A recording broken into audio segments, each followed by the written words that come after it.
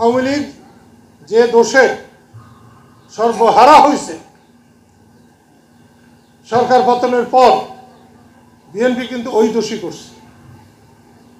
জামাতরা কিন্তু baby taxi stand দখল করে নাই, বাজার দখল করে চান্দা উঠায় নাই, এটা কিন্তু বিএনপি করছে। আগে আওয়ামী লীগ যেখান থেকে চান্দা নিত, বিএনপি এখন সেখান থেকে চান্দা নেয়, হয়তো চান্দার রেট বাড়াইয়া দিছে। সব ফরেস্টারের কাছ থেকে যেটুকু নেওয়ার নেয়, থানার থেকেও যে ভাগ নেওয়ার নেয়, যেখানে যেন ভাগ পাওয়া যায় সব ভাগ নেয়। এটা কিন্তু জামাত নেয়নি। সব কলেজ স্কুলের সভাপতি বিএনপি। এই গামছার দল তো সখীপুরের দল, গামছার দল তো টাঙ্গাইলের দল। কই এতগুলো মানুষ?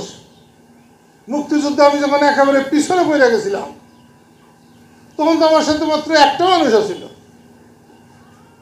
তাই মানুষের মতো মানুষ একটা, দুইটা, তিনটা, চারটা বাচ্চা থাকলেই যথেষ্ট।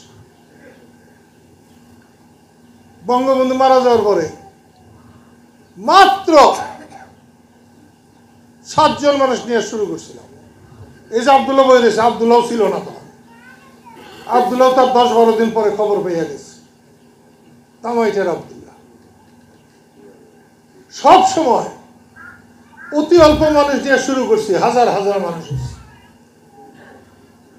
দেশে ফিরছিলাম, যতটি মানুষ ঢাকা বিমানবন্দরে হয়েছিল, ওর অর্ধেকটি মানুষের জীবনে কোনোদিন হবো না।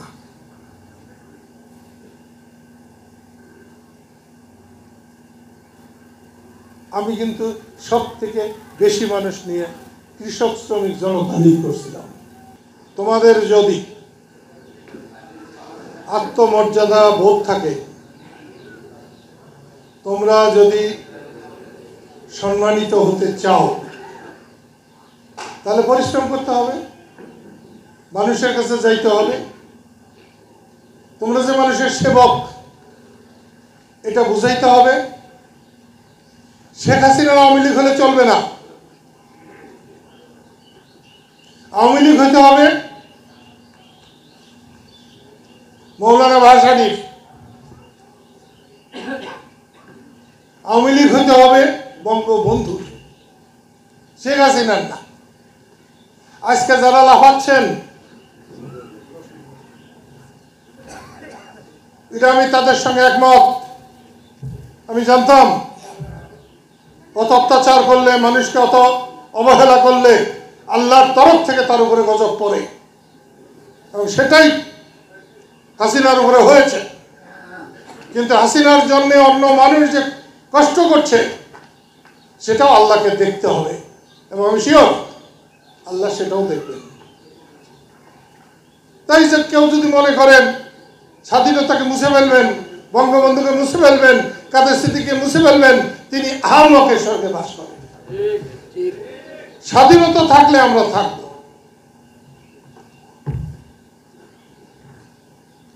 যে ষড়যন্ত্র হচ্ছে এটাও ভালো না, ভারত যেটা করছে আমাদের উপরে সেটাও ভালো না। আমেরিকা নাকি কবে বলছে শেখ হাসিনাকে বসাইয়ে দেবে, তার নাম কি? টার্ন না, তার বাপেও পারবে না। আমরা আমেরিকা না, বাংলাদেশ। মুক্তিযুদ্ধের সময় কিসিঞ্জার চেষ্টা করেছিলেন, পারে নাই। আমরা বিজয় অর্জন করেছি, আমরা সেই বিজয়ী জাতি। আমাদের দুর্ভাগ্য, আমাদের সঠিক নেতৃত্ব নাই, কর্তৃত্ব নাই। সেই জন্যে আমরা একটা অসহায় হয়ে পড়েছি।